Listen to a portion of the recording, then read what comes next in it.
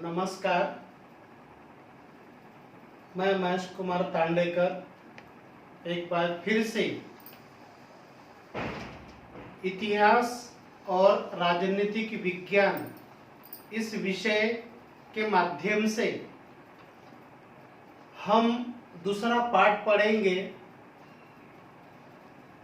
पहले इस विषय के अंतर्गत हमने इतिहास लेखन का पश्चिमी परंपरा इस पाठ का अध्ययन किया।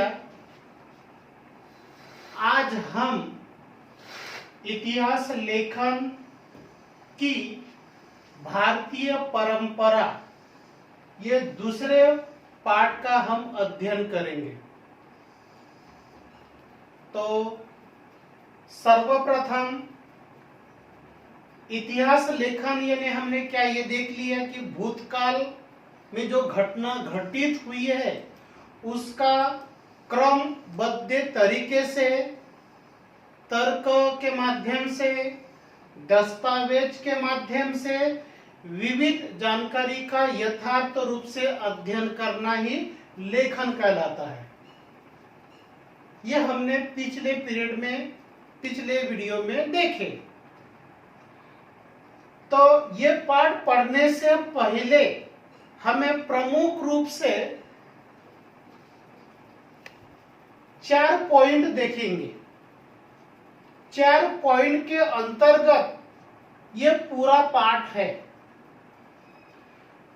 पहले पॉइंट में हम देखेंगे प्राचीन काल में इतिहास लेखन। इतिहास का अगर अध्ययन करना है तो हमने इतिहास को 3 भागों में विभाजित करना चाहिए, तभी इतिहास हमको समझ में आएगा। प्राचीन काल, मध्यकाल और आधुनिक काल। तो सबसे पहले हम देखेंगे प्राचीन काल में इतिहास लेखन कैसे हुआ। तो प्राचीन काल का इतिहास लेखन हम देखेंगे।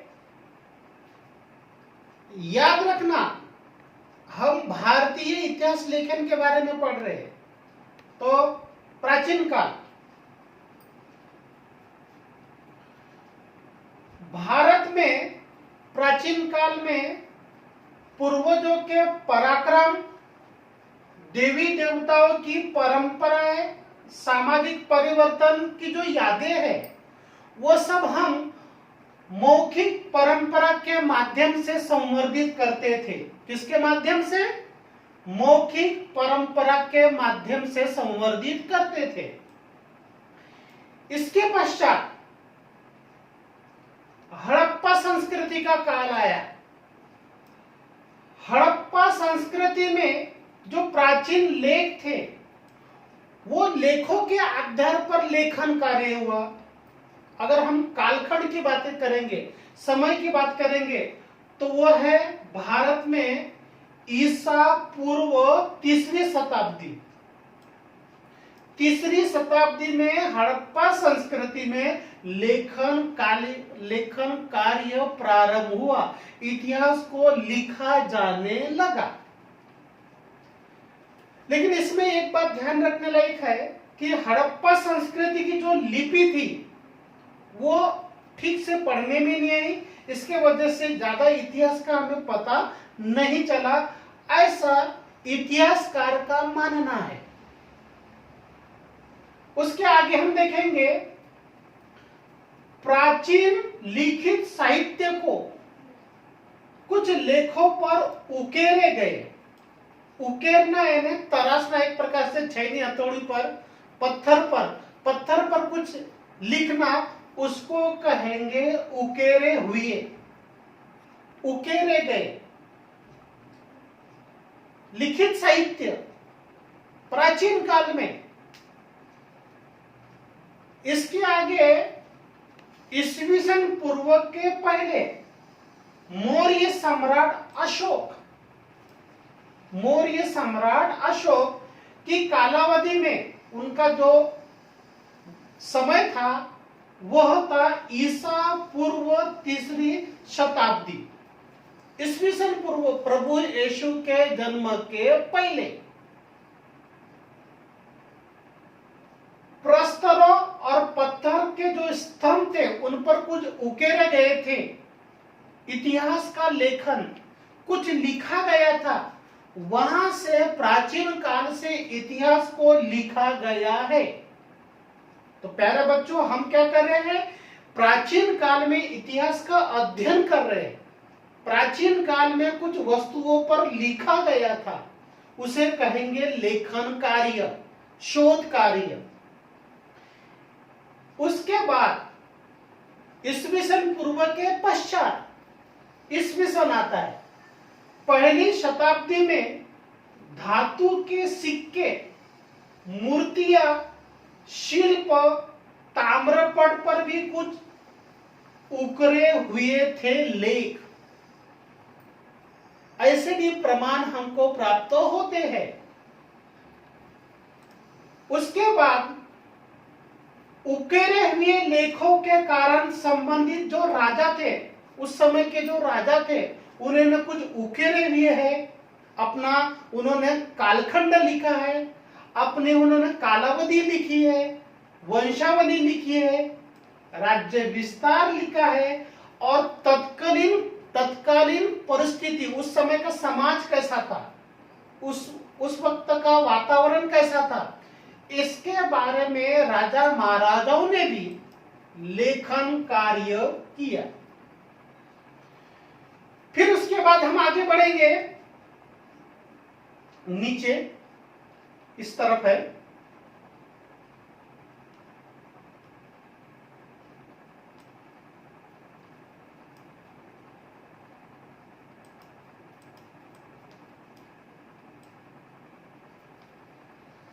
हाँ, इसके नीचे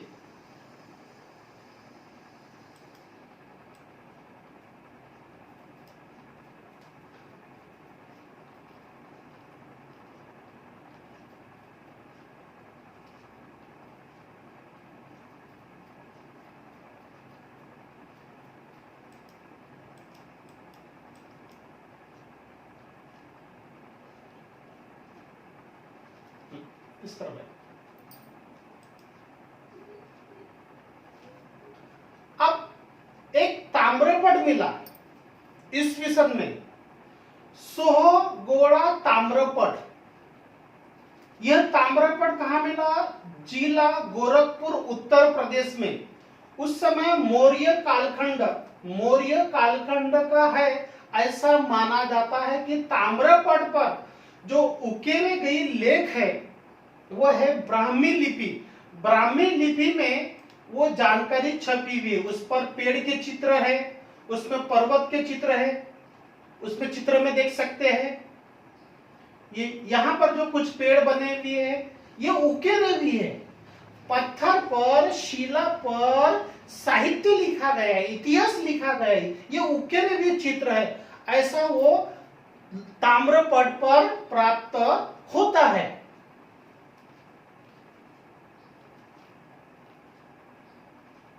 फिर हम देखेंगे प्राचीन काल में जो भारत में साहित्य लिखा गया था वो है रामायण, महाभारत, महाकाव्यों, पुराणों, जैन और बौद्ध ग्रंथों तथा धर्म ग्रंथों के साथ साथ अनेक ग्रंथकारों ने ऐतिहासिक रूप से साहित्य लिखा। तो प्राचीन समय से साहित्य का लेखन कार्य होता था। फिर हम आगे देखेंगे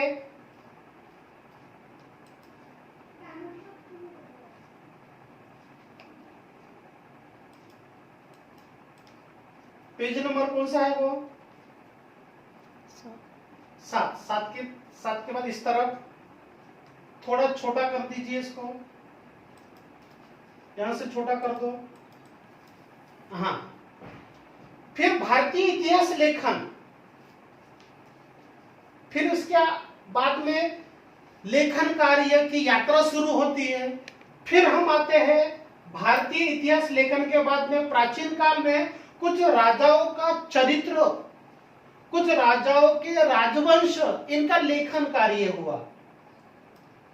ईस्वी सन 7वीं शताब्दी में, याद रखिए, इतिहास में कालखंड और समय और सन को विशेष महत्व है।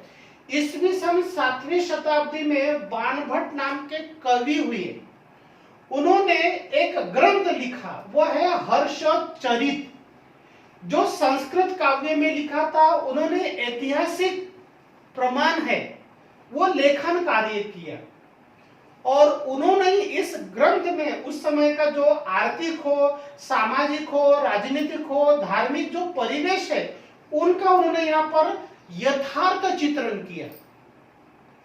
प्राचीन काल में पढ़ रहे हैं इतिहास लेखन।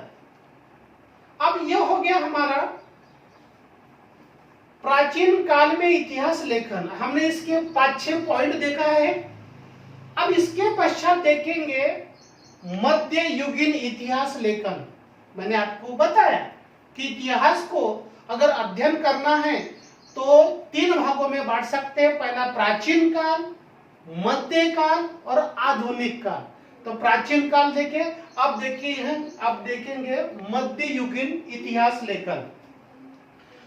मध्य युगीन इतिहास लेखन में ईस्वी सन 12वीं शताब्दी में क्या हुआ, कलहन नाम का एक कवि हुआ। उन्होंने एक राज तरंगिनी नाम का इतिहास लिखा, जो कश्मीर के इतिहास पर आधारित है। तो कश्मीर के जो राजा महाराजा थे, वहां की जो परिस्थिति थी, उनका अध्ययन उन्होंने किया और लेखन कार्य किया। किसके आधार पर? वैज्ञानिक पद्धति के आधार पर। देखो, यथार्थ के आधार पर, वैज्ञानिक पद्धति के आधार पर उन्होंने लेखन कार्य किया।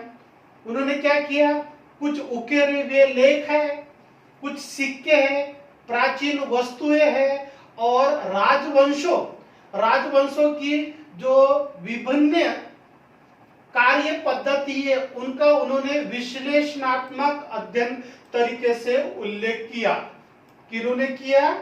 कलहन नाम के एक इतिहासकार ने, जो इतिहास का अध्ययन करता है, शोध कार्य करता है, उसे इतिहासकार कहेंगे। इसके बाद में हम देखेंगे मध्य युगीन भारत में फिर मुस्लिम शासन करता है। वो भी उन्होंने शासन करने के साथ साथ कुछ इतिहास का लेखन कार्य भी किया। उन्होंने लेखन कार्य किया अरबी और फारसी में। उनकी जो भाषा है, उनकी जो लेखन कार्य का तरीका है, उन्होंने अरबी और फारसी भाषा में इतिहास का लेखन कार्य किया। इतिहास को वो लिखने लगे।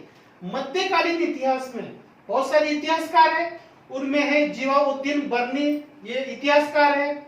उसके बाद में फिर और इतिहासकार होकर गए हैं शासकों ने।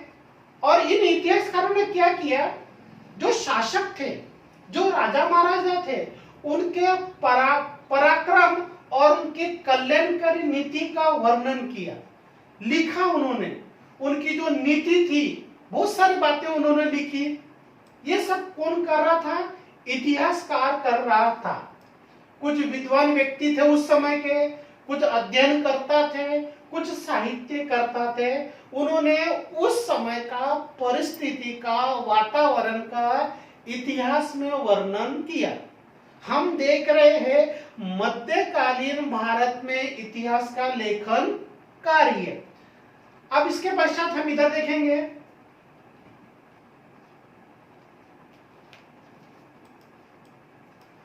अब क्या आप जानते हैं, इनमें अल बैरूनी नाम के व्यक्ति है, इतिहासकार है। वो भारत में रहे और उन्होंने अरबी भाषा में क्या किया, उस समय की जो समाज रचना है उसका चित्रण किया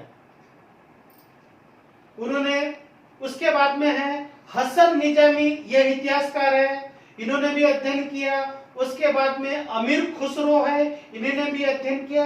ऐसे उस समय के बहुत सारे इतिहासकार हुए, उन्होंने मुगल कालीन शासकों का इतिहास लेखन किया।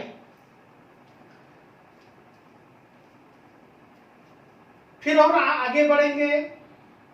इब्न Battuta, Abdul Razzaq, Marco Polo, Niccolo Conti, Barbosa, Domingos, ये सब विदेशी लोग थे। वो भारत में यात्रा करने के लिए आए और यहाँ के शासकों का उन्होंने देखा, उस समय की परिस्थिति देखी, वातावरण देखा और उन्होंने लेखन कार्य किया।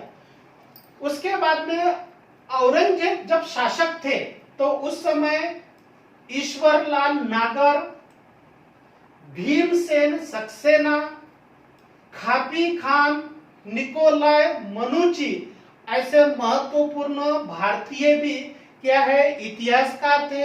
उन्होंने मध्यकालीन इतिहास में मुस्लिम शासकों का इतिहास लेखन कार्य किया।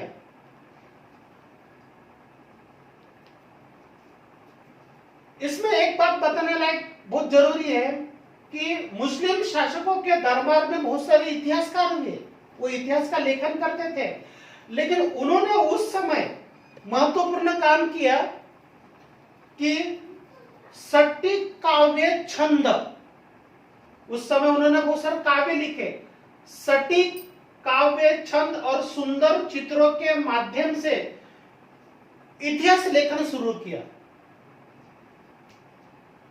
मुगल साम्राज्य के जो संस्थापक है बाबर, उनका जो आत्मचरित्र है, उस समय की उनकी लड़ाई, उस समय की परिस्थिति, उस समय की जो यात्राएं है, उस समय शहर का वर्णन, ये सब उनकी प्रथाएं, व्यवस्था, इन सब का वर्णन उन्होंने मध्यकाल के इतिहास में किया है।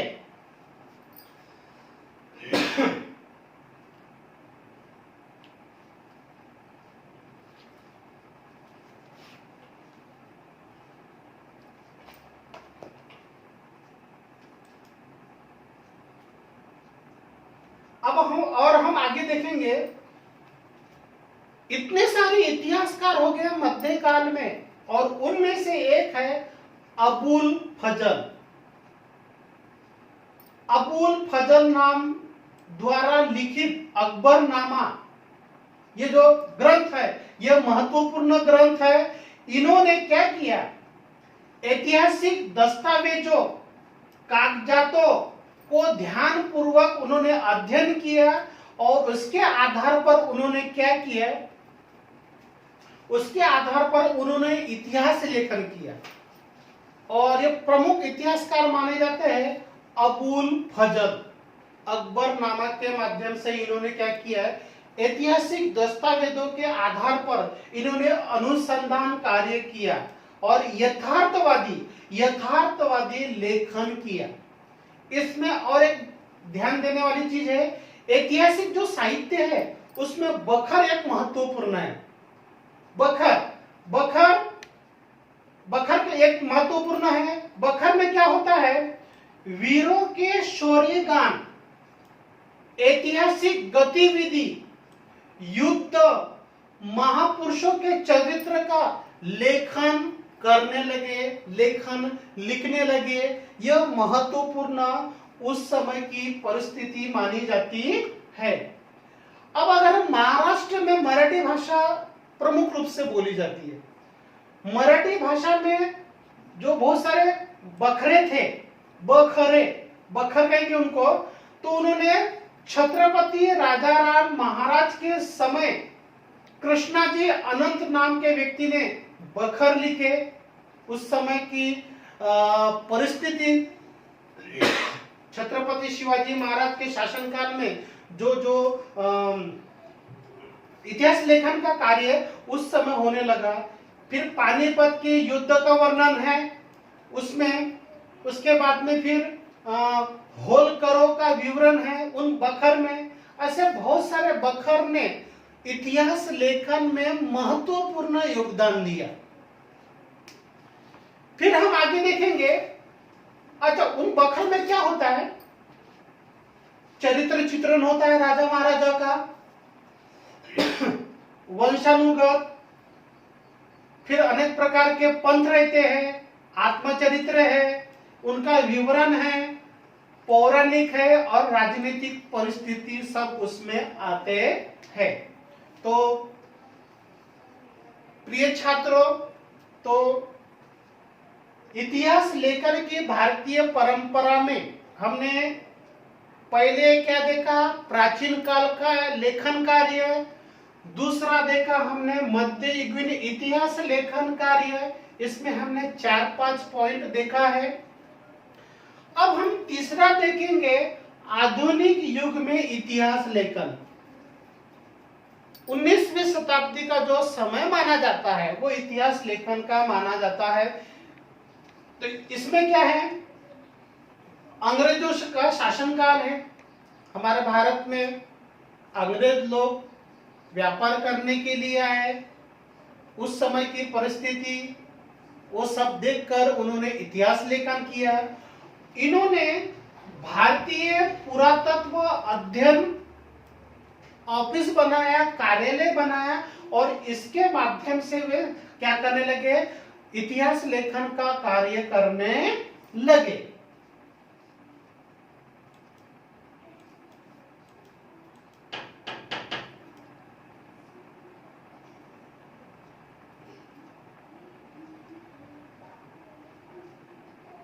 अलेक्जेंडर कनिंघम, जॉन मार्शल, ये उस समय के इतिहासकार है। उसके बाद में हम देखेंगे बौद्ध ग्रंथों, बौद्ध ग्रंथों में भी इतिहास लेखन का कार्य हुआ। जॉन मार्शल के कार्यकाल में 1920 के समय भारत में जो हड़प्पा संस्कृति का उत्खनन हुआ, तो जॉन मार्शल के कार्यकाल में अनुसंधान हुआ, छानबीन हुई, इतिहास का लेखन कार्य हुआ। फिर आगे उसके फिर आगे है जेम्स मिल नाम का एक ब्रिटिश इतिहासकार है। इन्होंने the history of British India इस ग्रंथ के माध्यम से उस समय की जो भारतीय इतिहास है, उस समय की जो परिस्थिति है, उनका लेखन कार्य किया। फिर उसके बाद में ईस्वी सन 1841 को माउंट स्टुअर्ट एल्फिंस्टन ने द हिस्ट्री ऑफ इंडिया यह ग्रंथ लिखा। उन्होंने उस समय के परिस्थिति क्या है इसका लेखन कार्य किया। इसके बाद हम देखेंगे मराठी साम्राज्य का इतिहास लेखन का कार्य अंग्रेज अधिकारी है जेम्स ग्रांट डक नाम का एक व्यक्ति है। इन्होंने मराठी साहित्य में क्या किया है, इतिहास लेखन किया है। द हिस्ट्री ऑफ मराठास यह ग्रंथ लिखा। उस समय भारतीय संस्कृति उसका अध्ययन इन्होंने किया। फिर राजस्थान का जो इतिहास है लिखने का कार्य कर्नल टॉड नामक इस अधिकारी ने लेखन कार्य किया। इसके पश्चात विल्सन हंटर ने भारत में विलियम विल्सन हंटर ने भारत में इतिहास लेखन कार्य किया।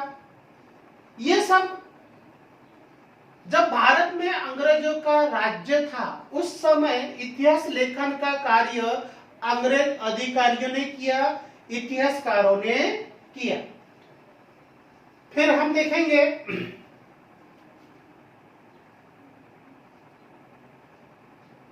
डक के इतिहास लेखन में पाए गए दोषों को 19वीं शताब्दी में, अच्छा जो इतिहासकार थे ब्रिटिश, उनके इतिहास में कुछ दोष थे, तो कुछ भारतीय लोगों ने क्या किया, उन दोषों को दूर किया और यथार्थ लेखन कार्य किया। नीलकंठ जनार्दन कीर्तने और वी का राजवाड़े ने इन्होंने शुरू किया है।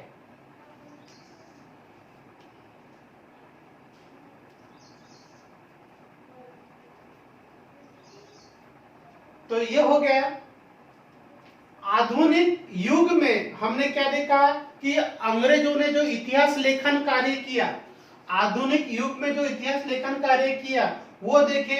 अब हम देखेंगे आधुनिक युग में भारतीय इतिहासकारों ने लेखन कार्य किया। हम आगे देखेंगे।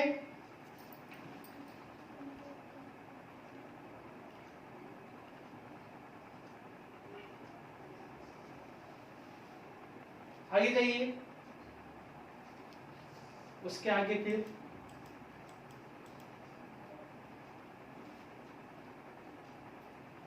जो हमने विलियम्स जोन्स देखा, ये उनका चित्र है जिन्होंने कोलकाता में एशियाटिक सोसाइटी की स्थापना करके जो प्राचीन साहित्य है उनका लेखन कार्य किया। फिर उसके आगे हैं फ्रेडरिक मैक्स मुलर, इन्होंने भारतीय संस्कृति का प्राचीन भाषा में अध्ययन किया और लेखन कार्य किया। और इन्होंने एक महत्वपूर्ण काम किया है। कौन सा काम किया है? हितोपदेश यह भारतीय ग्रंथ है जो संस्कृत भाषा में लिखा था, उन्होंने जर्मन भाषा में अनुवाद किया और लेखन कार्य किया इतिहास का। उन्होंने ऋग्वेद का भी उन्होंने इसका वहां पर जानकारी लिखी, भारतीय संस्कृति कैसी है इसके बारे में।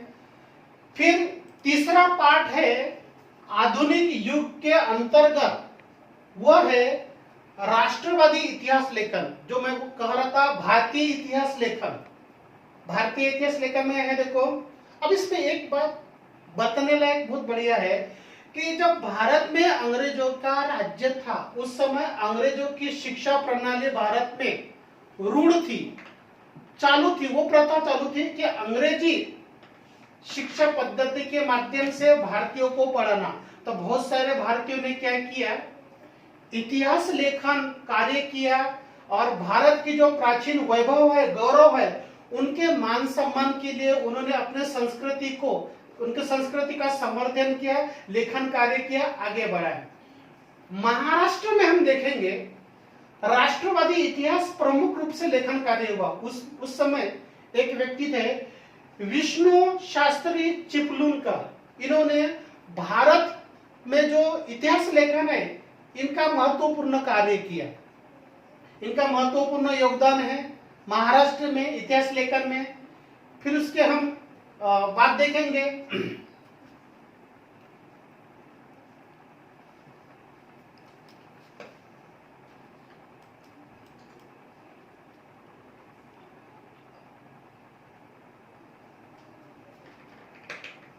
उन्होंने क्या किया, राष्ट्रवादी इतिहास लेखन में चिपलूनकर ये प्रमुख थे।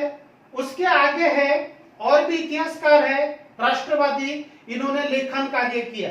उनमें से है महादेव गोविंद रानडे, रामकृष्ण गोपाल भांडारकर, विनायक दामोदर सावरकर, राजेंद्र लाल मिश्र, रमेश चंद्र मजूमदार, काशी प्रसाद जायसवाल, राधा कुमुद मुखर्जी, भगवान लाल इंद्रजी, वासुदेव विष्णु मिराशी, अनंत सदाशिव आलतेकर, ये कुछ राष्ट्रवादी इतिहास लेखन के प्रमुख इतिहासकार थे।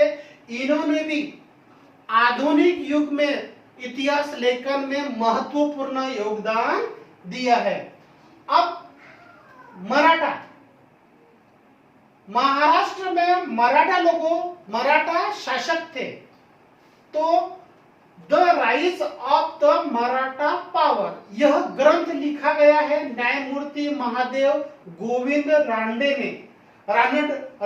ने, जिन्होंने मराठा सत्ता किस प्रकार उदित हुआ, किस प्रकार अस्तित्व में आया, उनका विस्तार हुआ और कैसे उन्होंने अपना शासन चलाया, इसके बारे में इन्होंने लेखन कार्य किया। वो क्या कहते हैं, अपने विचार में क्या कहते हैं, मराठी सत्ता का उदय मात्र अचानक धधक उठा दावाना नहीं था, अपितु उसकी सामाजिक, सांस्कृतिक एवं धार्मिक क्षेत्रों में चल रही तैयारियां थी, जो बहुत समय से महाराष्ट्र में चल रही थी। ये न्यायमूर्ति महादेव गोविंद जी ने क्या किया, लेखन कार्य में अपने विचार इन्होंने रखे। इसके पश्चात महाराष्ट्र में और राष्ट्रवादी लेखन हुए, इतिहासकार हुए वी का राजवाड़े। इन्होंने भी लेखन किया, इतिहास में भाषा विज्ञान का किया, व्याकरण का किया और मौलिक संधान कार्य किया। मराठी भाषा में लेखन करने वाले इतिहासकार के रूप में यह पहले और प्रथम इतिहासकार माने जाते हैं। कौन? वी का राजवाड़े।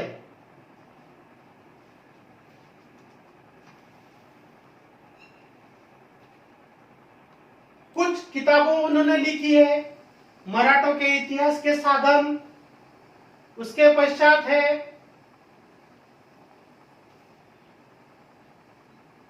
फिर मराठों की राजनीति कैसी है, सत्ता उलट पलट होती है, षड्यंत्र है, युद्धों का वर्णन, ये सब अध्ययन उन्होंने किसके आधार पर किया?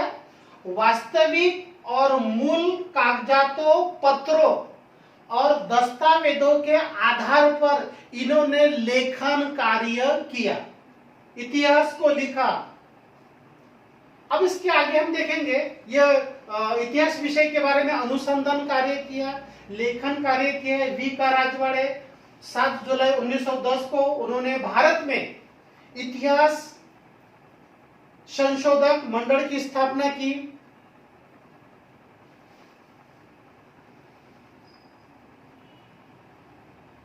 उस समय का उन्होंने क्या किया? मानवीय इतिहास का अध्ययन किया। उस समय का काल, जगह, व्यक्ति, इन तीनों के समन्वय के माध्यम से ऐतिहासिक घटना यह नाम दिया।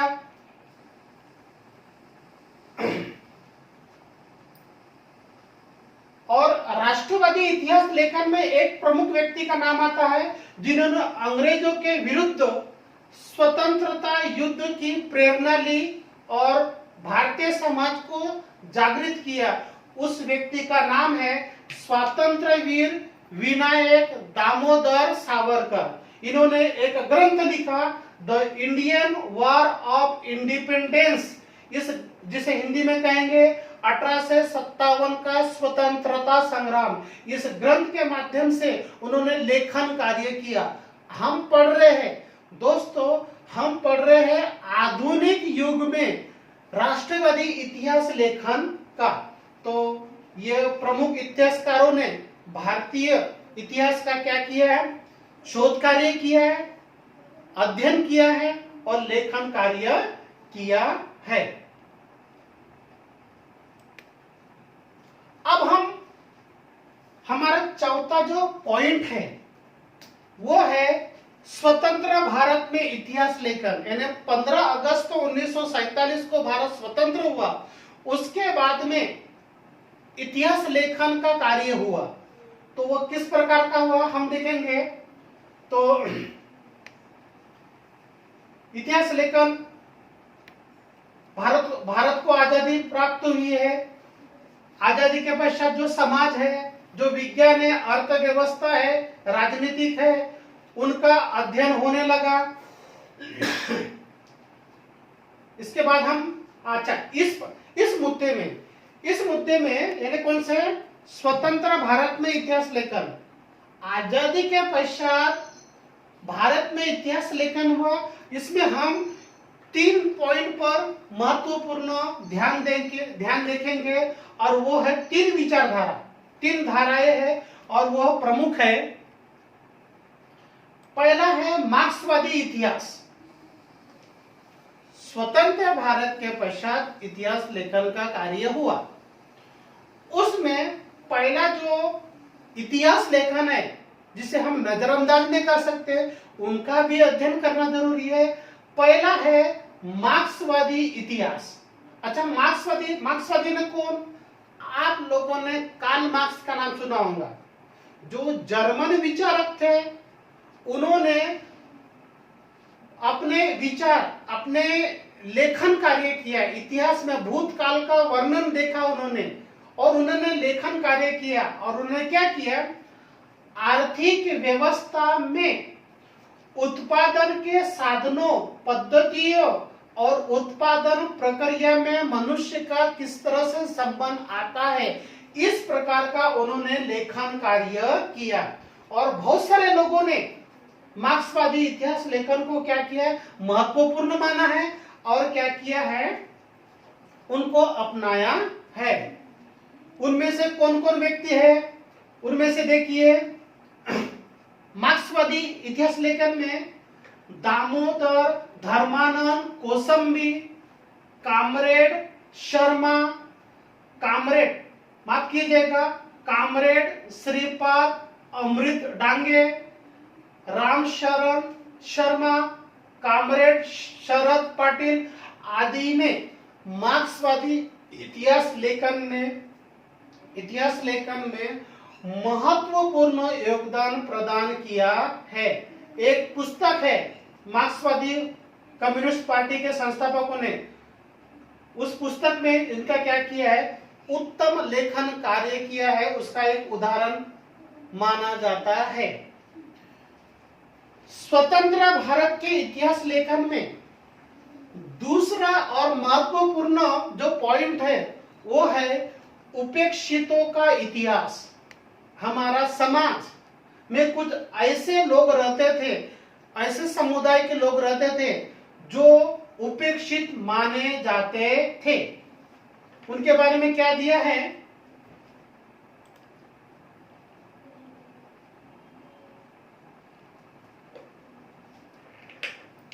उस समय की जो समाज रचना है, समाज के निचले सामान्य लोगों का स्तर, इन संकल्पनाओं को ध्यान में रखकर एक एंटोनियो ग्राम्ची नामक इटालियन विचारक ने महत्वपूर्ण योगदान दिया कि भारत का इतिहास लेखन करना है तो उसमें उपेक्षित वर्गों को, उनका भी इतिहास, उपेक्षित वर्ग है, उनका भूतकाल कैसा है, उनका भविष्यकाल कैसा होगा, इनका भी लेखन कार्य इस इटालियन विचारक ने किया है।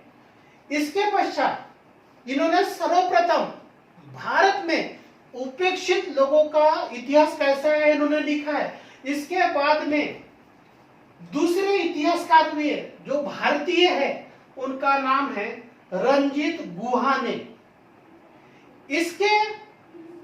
इसके पूर्व और भी एक विचारक है महाराष्ट्र के, वो है महात्मा ज्योतिराव फूले।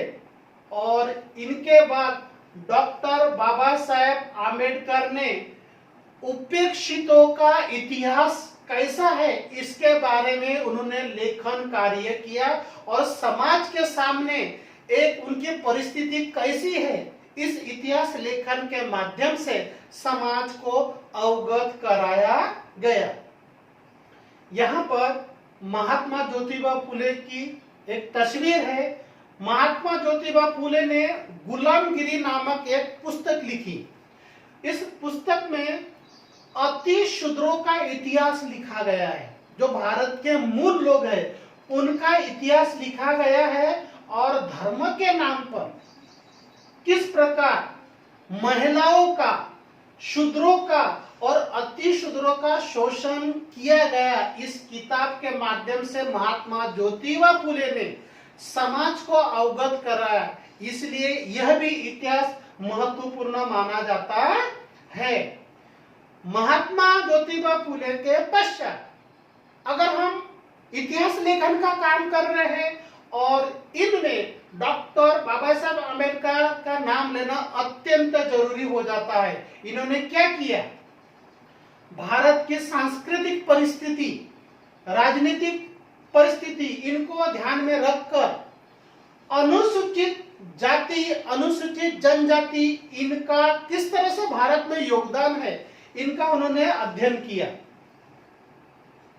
बाबा साहब आम्बेडकर ने कुछ तथ्यों के माध्यम से लेखन कार्य किया और उन्होंने एक ग्रंथ लिखा, बहुत बड़ा ग्रंथ है। वो ग्रंथ का नाम है हु वेर द शूद्राज, शूद्र कौन थे, इनके बारे में उन्होंने ग्रंथ लिखा, द अनटचेबल्स। यह ग्रंथ उपेक्षितों के इतिहास के बारे में महत्वपूर्ण उदाहरण है। इन्होंने क्या किया, एक ग्रंथ लिखा, उस ग्रंथ के माध्यम से उपेक्षित वर्ग है, जो समाज से वंचित रखा गया, ऐसा कुछ घटक है, कुछ तबका है, उनका वर्णन डॉक्टर बाबा साहब आम्बेडकर ने अपने ग्रंथ में किया। ये इतिहास लेखन है, ये भारत का इतिहास लेखन है, और हम स्वतंत्र भारत में जो इतिहास लेखन हुआ है उसके बारे में देख रहे हैं। अब हम अंतिम हमारा पॉइंट है, महत्वपूर्ण है, वो है महिलावादी इतिहास। अब इसमें एक बात बताने वाली बहुत जरूरी है। जब हमने इतिहास लेखन पश्चिमी परंपरा का देखा तो उस समय भी महिलाओं का योगदान था, और आज हम भारत के बारे में देख रहे हैं तो भारतीय महिलाओं ने भी क्या किया, इतिहास लेखन में महत्वपूर्ण योगदान दिया है। उनमें से कौन कौन है हम देखेंगे। सबसे पहले हम देखेंगे ताराबाई शिंदे। भारतीय महिला है, इन्होंने महिला का इतिहास लिखा। उन्होंने क्या किया, ताराबाई शिंदे ने क्या किया कि भारत में जो पुरुष प्रधान व्यवस्था है, जाति व्यवस्था है, इनके खिलाफ उन्होंने अपने विचार रखे और लेखन कार्य किया, और यह पहली महिला है, इन्होंने समाज में इतिहास लेखन में महिलाओं को प्रमुख दर्जा मिला। उन्होंने एक ग्रंथ लिखा, कब लिखा, ईस्वी सन 1882 में। ईस्वी सन 1882 में इन्होंने एक ग्रंथ लिखा। उस ग्रंथ का नाम है महिला पुरुष तुलना। महिला और पुरुष के बीच में तुलना कैसी होती है हमारे समाज में। पुरुषों को ही महत्वपूर्ण दर्जा मिलता था, महिलाओं को द्वितीय दर्जा मिलता था। इन्होंने इनका ये जो सोच है, ये दकियानुसी सोच है, इनका क्या किया, अपने ग्रंथ में उल्लेख किया। और यह पहली महिला है ताराबाई शिंदे ने कि महिलाओं की परिस्थिति कैसी है, इसके बारे में इतिहास लेखन करने के लिए। दूसरी जो महिला है 1888 ईस्वी सन में पंडिता रमाबाई द्वारा एक ग्रंथ है the high cost Hindu woman. इस पुस्तक में उन्होंने भी क्या किया, भारतीय समाज में किस प्रकार की महिलाओं की दशा है, इनका चित्रण किया इतिहास लेखन के माध्यम से। फिर और भी कुछ महिलाएं हैं, उनका नाम है मीरा कोसम्बी, पंडिता रमाबाई, डॉक्टर रखमाबाई। ऐसे महिलाओं ने इतिहास लेखन में महत्वपूर्ण योगदान दिया है।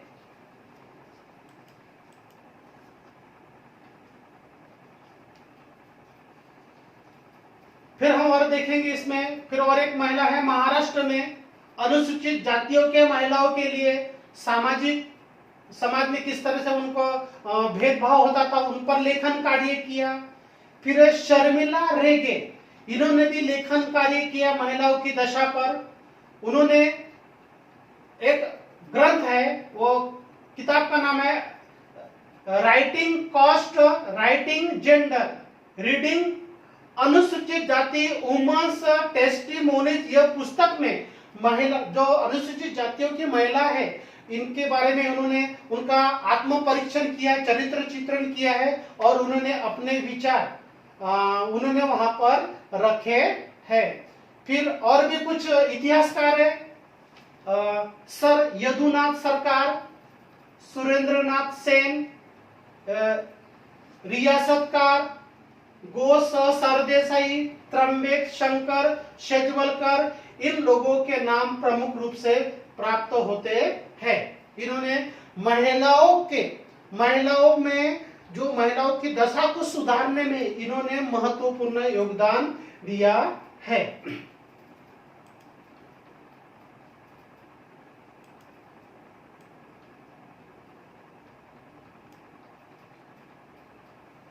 नीचे, हाँ यही है ना। हाँ, क्या आप जानते हैं, मैं एक महत्वपूर्ण बात पर फोकस दिया गया है, जानकारी दी है। गोविंद सकाराम सरदेसाई ने मराठी रियासत को प्रकाशित करवाकर मराठी इतिहास लेखन के क्षेत्र में बहुत बड़ा कार्य किया है। उनका यह कार्य इतना लोकप्रिय हुआ कि समाज ने उनको एक विशेषण दिया और वो नाम है रियासत का। और मराठों के इतिहास को उन्होंने क्या है, अनेक खंडों में लिखा है, समाज के सामने लाया है, इसलिए बहुत बड़ा उनका योगदान है इतिहास लेखन में भारतीय। और अब वर्तमान समय में कुछ लोग इतिहास लेखन का कार्य कर रहे हैं। 15 अगस्त 1947 के पश्चात की बात कर रहे हैं। य फड़के, रामचंद्र गुहा आदि अनुसंधानकर्ता क्या कर रहे हैं, आधुनिक इतिहास लेखन के कार्य में महत्वपूर्ण योगदान दे रहे हैं, कार्य कर रहे हैं।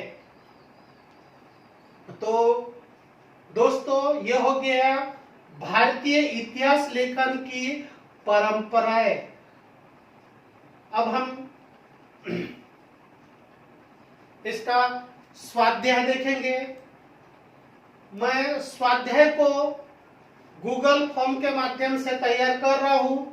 यह सब होने के पश्चात आपने एक टेस्ट परीक्षा देनी है और उस टेस्ट परीक्षा में उसको हल करना है और ग्रुप पर भेजना है। घर पर स्वयं अध्ययन करना है। अगर कोई दिक्कत आती है तो आप मुझे फोन कर सकते हैं, कमेंट्स कर सकते हैं, या मुझे सब्सक्राइब करके जानकारी दे सकते हैं। घर पे रहिए, सुरक्षित रहिए।